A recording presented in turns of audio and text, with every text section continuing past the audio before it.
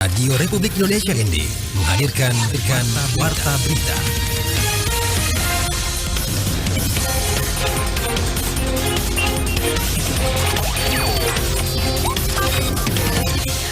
Saudara selamat pagi, Anda mendengarkan Warta Berita RRI ND edisi Rabu 5 Juli 2023 dengan Sari Berita.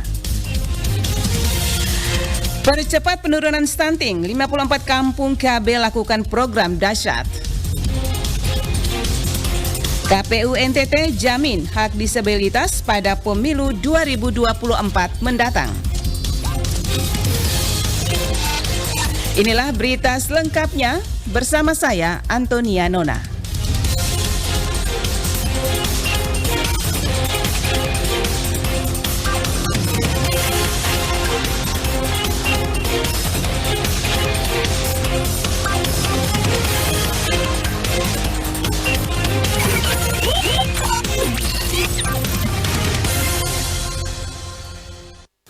Kami sampaikan berita pertama, dalam upaya penurunan stunting sebanyak 54 kampung KB di Kabupaten ND melaksanakan program kegiatan dahsyat Dapur Sehat Atasi Stunting. Laporan Suimam. Pelaksana di bidang ketahanan dan kesejahteraan keluarga pada Dinas Pengendalian Penduduk dan Keluarga Berencana Kabupaten ND, Florentius Kimianto Lepa kepada RRI, Selasa 4 Juli 2023 menjelaskan program penurunan stunting perlu dilakukan karena stunting itu berkaitan dengan kualitas sumber daya manusia, yang mana program ini sangat penting dan menjadi program prioritas dari Presiden Jokowi dalam rangka mencapai visi Indonesia Emas di tahun 2045. Menurutnya, terkait hal tersebut, untuk di Kabupaten ND sudah melaksanakan program kegiatan dahsyat Dapur Sehat Atasi Stunting, yang di situ ada pendekatan multisektor, multi pihak, pendekatan berbasis keluarga berisiko seperti batita, balita, ibu hamil dan calon pengantin dari keluarga kurang mampu, serta pendekatan secara langsung yang di dalamnya dapat mempengaruhi pemenuhan gizi masyarakat. Kebijakan itu sudah jelas tertuang dalam Perpres nomor 72 tahun 2021 tentang percepatan penurunan stunting, yang dalam tataran pelaksanaan operasionalnya itu diatur dalam Peraturan Kepala BKKBN nomor 12 tahun 2021 tentang Rencana Aksi Nasional Percepatan Penurunan Angka Stunting Indonesia, yang lebih kerennya orang BKKBN biasa bilang Ranpasti tahun 2021 sampai 2024. Nah, dari situlah munculnya kegiatan dahsyat ini. Dikatakan, kegiatan dahsyat ini sebenarnya untuk semua desa, tapi tahun ini difokuskan untuk 54 kampung KB yang ada di 21 kecamatan dengan lokasi di desa-desa tersebut yang jumlah stuntingnya terbanyak. Untuk di Kabupaten ND sendiri, kegiatan dahsyat ini rata-rata sudah berjalan, bisa dibilang rata-rata semua sudah kegiatan yang kedua dari total rangkaian 10 kegiatan dahsyat yang akan dilaksanakan dalam tahun ini. Ia melanjutkan, program penurunan stunting merupakan kebijakan yang tertuang dalam Peraturan Presiden nomor 72 tahun 2021 yang mengatur tentang percepatan penurunan stunting yang holistik, integratif, dan berkualitas melalui koordinasi, sinergi, dan sinkronisasi di antara pemangku kepentingan, merupakan salah satu bentuk upaya pemerintah dalam mengurangi angka stunting di Indonesia. Setiap warga negara berhak untuk ikut dalam pemilihan umum. Atas dasar inilah pemilu yang diselenggarakan negara harus bersifat inklusi agar demokrasi berjalan baik dan setiap warga negara mendapatkan haknya, termasuk para penyandang disabilitas. Laporan Lady Badin. Komisi Pemilihan Umum Provinsi Nusa Tenggara Timur menjamin hak demokrasi bagi seluruh warga negara, termasuk para penyandang disabilitas. Juru bicara Komisi Pemilihan Umum Provinsi NTT, Yosafat Koli kepada RRI mengungkapkan bahwa di dalam pemilu 2024 mendatang, KPU menjamin hak disabilitas dalam memilih dan juga dipilih. Dirinya mengungkapkan dalam konsep pemungutan suara 2024 nanti, KPU akan mensyaratkan untuk ramah bagi disabilitas, baik di tempat pemungutan pemungutan suara maupun pada TPS mobile maupun di TPS khusus. KPU itu sudah semakin terbuka untuk melihat hal-hal seperti ini. Sehingga jika tahun-tahun sebelumnya itu belum ada penetapan misalnya TPS mobile, ini juga perlu ada rumusan yang harus operasional. Jadi tidak dimultitafsir lagi di penyelenggara bawah. Jadi aturannya harus operasional, jelas, tegas, clear, dan tidak boleh ada kekaburan di sana. Jadi selain orang-orang sakit di rumah-rumah, orang-orang yang rentan, misalnya ibu-ibu hamil atau penyandang disabilitas yang tidak bisa keluar jauh, kalau yang masih bisa pergi ke TPS itu diberikan pelayanan. Tetapi pelayanannya harus ada etika interaksi. TPS yang bisa mengakses secara baik oleh penyandang disabilitas.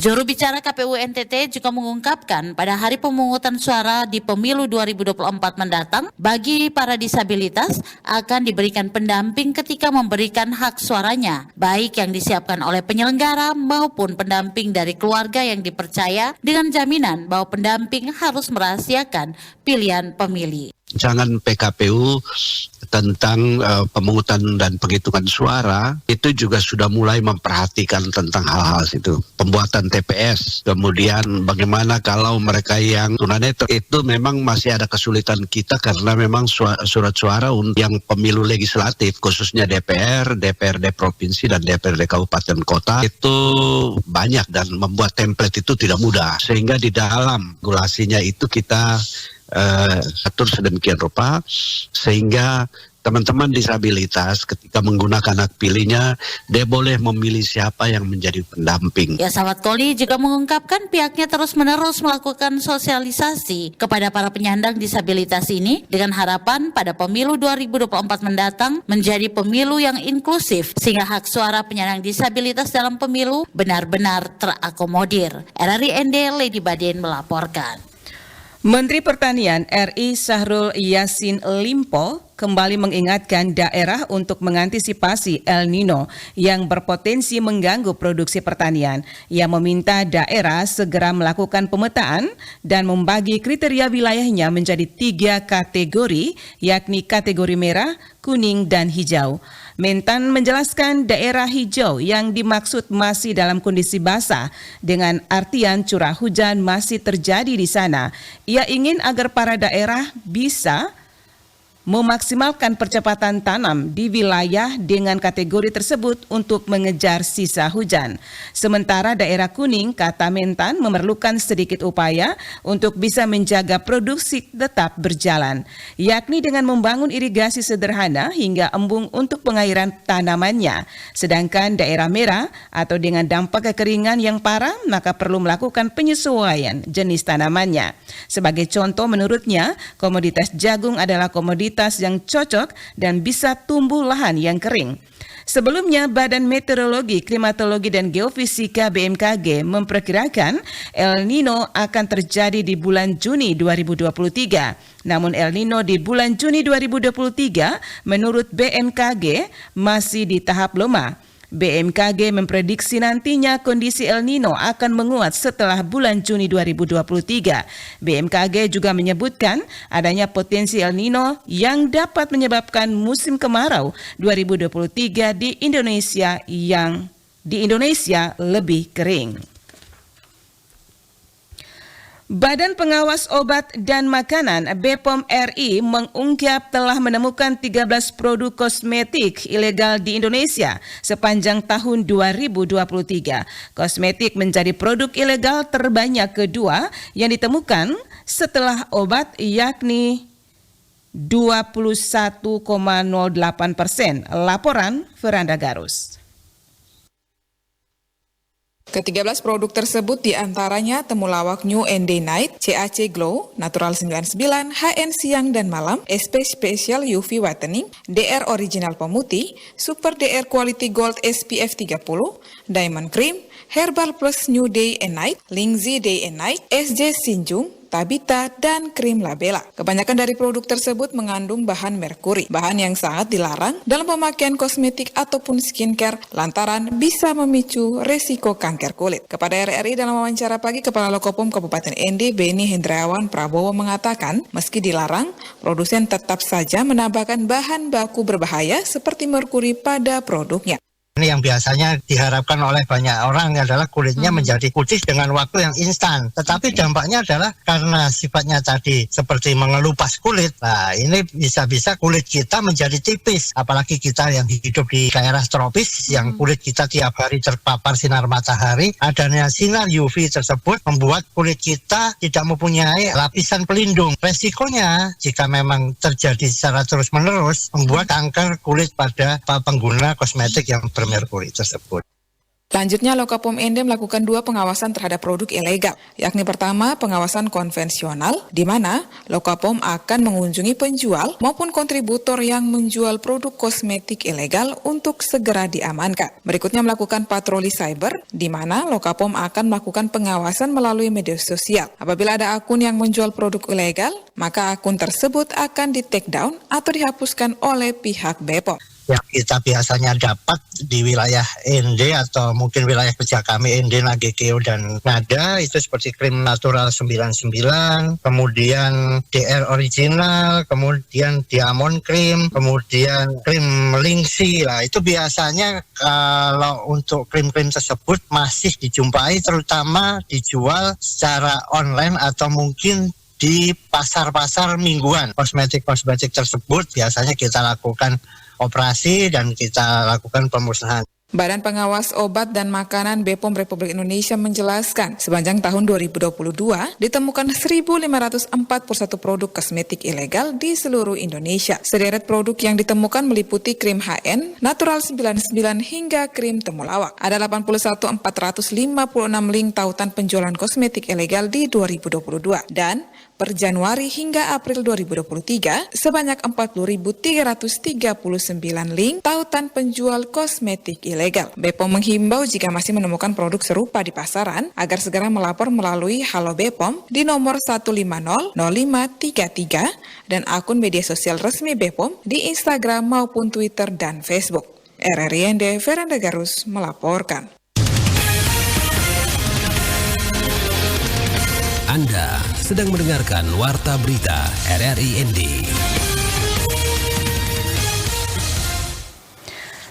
Literasi merupakan kedalaman pengetahuan seorang terhadap suatu objek ilmu pengetahuan tertentu yang dapat diimplementasikan dengan inovasi dan kreativitas untuk memproduksi barang dan jasa yang berkualitas tinggi serta dipakai untuk memenangkan persaingan global. Kepala Perpustakaan Nasional Republik Indonesia Perpusnas Muhammad Syarif Bando mengatakan literasi tidak hanya tentang baca dan tulis melainkan dapat digunakan untuk memenangkan persaingan global.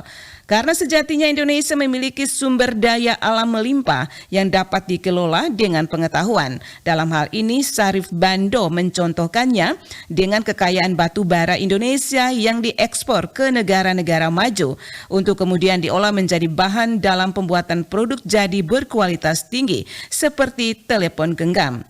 Sementara itu, Deputi Bidang Sumber Daya Perpustakaan Perpusnas Adin Bondar mengungkapkan salah satu contoh adalah di sektor pariwisata Bali, di mana ketika dapat semakin digali potensinya, dapat memberikan kemaslahatan yang lebih dengan mengkonstruksi kemampuan literasi masyarakat. Deputi Adin juga meyakini masyarakat dengan literasi tinggi mampu menyelesaikan seluruh permasalahan yang ada, di antaranya menurunkan tingkat kemiskinan, kematian muda, stunting, dan meningkatkan perekonomian bangsa.